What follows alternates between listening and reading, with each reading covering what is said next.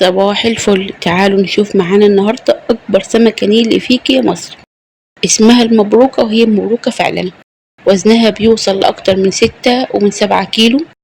شكلها بالشكل ده جميلة جدا وطعمة قوي، ونقدر نعمل منها فيليه ونقلي منها ونعمل منها صينية، وليها استخدامات متعددة أحسن كمان من السمكة الفيليه، ومضمونة وانت ضامنة هي جاية منين. السمكة دي سمكة نيلي مش بتاعة مزارع، يعني بتبقى في القنوات الكبيرة شوية أو البحار الكبيرة شوية متفرعة من نهر النيل. أنا هنا هبدأ الأول هقطع الراس وأبدأ أنضف بطنها وأفتحها. عاوزة أقول إن هي تعبتني جدا في التنظيف، فيفضل إن بياع السمك هو اللي تخلوه يقطعها لكم ويشفيها عشان تسهلوا على نفسكم. بس بالرغم ان هي تعبتني الا ان هي ما شاء الله بيطلع منها لحمه كتيره جدا وطعمها حلو قوي وخيرها كتير. والاهم بقى ان هي سمكه اقتصاديه لان هي سعرها حنين جدا، بتتباع بالكيلو. الكيلو فيها سعره 65 جنيه، يعني السمكه دي كلها على بعضها ب400 جنيه. اول ما بنفتح بطنها بنلاقي عندنا البطارخ، الكافيار بقى المصري بتاعنا. ولان حجم السمكه عندي كان هنا كبير فانا طلع عندي حوالي 2 كيلو بطارخ. طعمها جميل جدا ودي احلى حاجه في السمكه. هبدأ هنا اشيل الحراشف بتاعتها، بتبقى الحراشف بتاعتها قليله ما بتبقاش كتيره، بتبقى على شكل دوائر بالشكل ده في اماكن متفرقه. سهل اوي ان انا اشيلها بايدي، الموضوع مش صعب خالص. هبدأ هنا اقسم السمكه لنصين عشان اقطعها مكعبات. انا هقسم هنا الديل لوحده وبعدين ابدأ اقطعها. شايفين ما شاء الله لون اللحم زهري وحلو قوي ازاي. هكمل تقطيع السمكه وانت ممكن تقطعيها بالطريقه اللي تريحك خالص.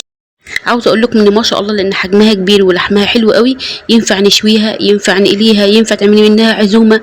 ما شاء الله جميله جدا. كده خلاص انا قسمت السمكه لنصين تقريبا قد بعض. شايفين دي لحم صافي، يعني هو الجزء ده عباره عن لحمه بس، اما النص التاني فما فيهوش بس غير سلسله الظهر. هنبدا نقطعهم مع بعض مكعبات عشان انا هقلي جزء الباقي هشيله في التلاجة لما احب استخدمه مره تانية.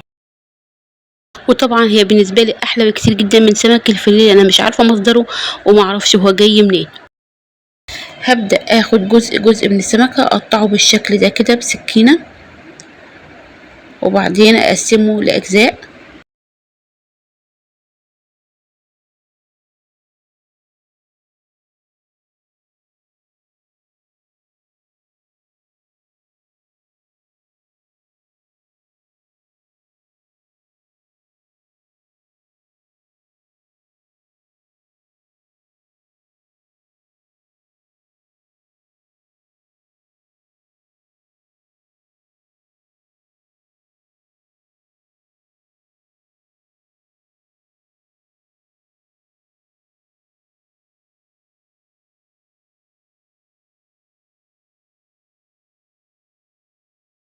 عاوز اقول لكم ان الشكل ده بيفكرني بلحمه العيد، يعني لحمه كتير كتير. هي ما شاء الله السمكه هي تنفع لوليمه، حلوه جدا وجميله قوي، واقدر اخزن منها في الفريزر بيقعد عندي فتره واستخدمها وقت الحاجه، اعمل منها صينيه، اعمل منها مشوي زي ما احب.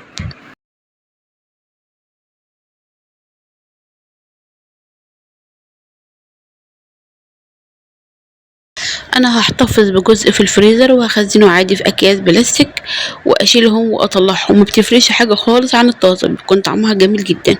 ومده حفظ الاسماك في التلاجة من 4 ل6 شهور، طبعا على درجه حراره -18. وبالنسبة للبطارخ بقى الكافيار المصري بتاعنا ده فهي طعمها بيكون جميل جدا، احنا اصلا بنحب طعمها. انا مش من هواة التوابل الكتيرة الا اذا كانت في الفراخ البروس.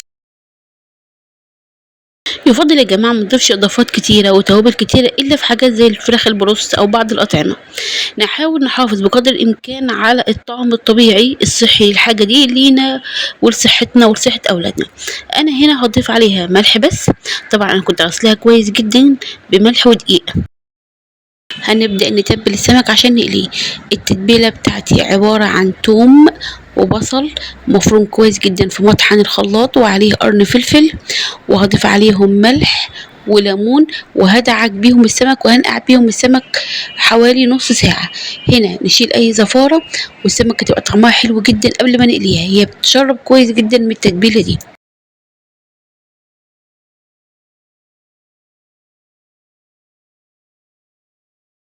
ولازم تكون ناعمة كويس جدا، عشان كده بضربها في المطحن.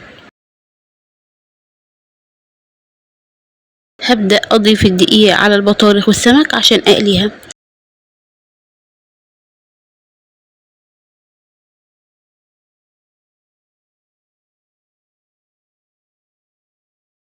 وفي زيت غسيل هنزل هنا بقطع البطارخ.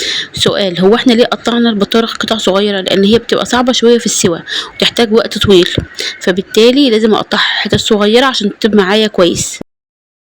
وده كان شكلها هنا بعد ما حمرناها وطلعناها من الزيت. هتدوقوا هتاكلوا احلى كافيار مصري. وفي نفس الدقيق هنزل بالسمك وهقليه. انا الدقيق هنا مش ضايفه عليه غير حبه كمون وحبه ملح خفيفه جدا، لان انا اوريدي هنا متبله السمك كويس قوي. وفي نفس الطاسه هقلي السمك، هو مش بياخد وقت طويل في القلي، وبيطلع معانا لونه ذهبي وجميل جدا زي ما تشوفوا قدامكم دلوقتي.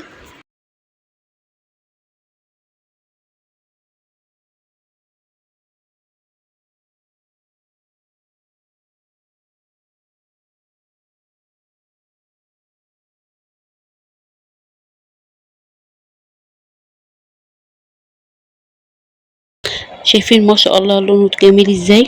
قطع لحمه عاديه خالص، حلوه جدا للاولاد الصغيرين بحيث مش هيلاقوا فيه اي شوك، ومفيده جدا، السمكه طبيعيه من نهر النيل.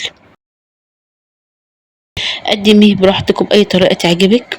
أنا هنا مقدماه مع بتنجان مخلل، وهنزل لكم الفيديو في التعليقات، ومع سلطة أو مع رز بأي طريقة تعجبك، وبألف هنا. لون اللحم جميل جدا، أبيض أبيض ناصع البياض، والطعم خرافة.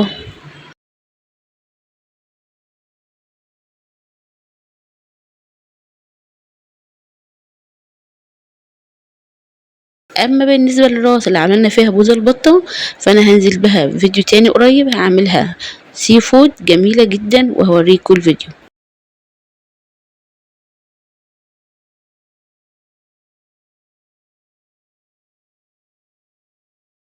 اتمنى لو عجبكم الفيديو ما تنسوش الاشتراك في قناتي والشير واللايك لكل اللي بتحبوهم، ودمتم يا رب دايما بصحة وعافية.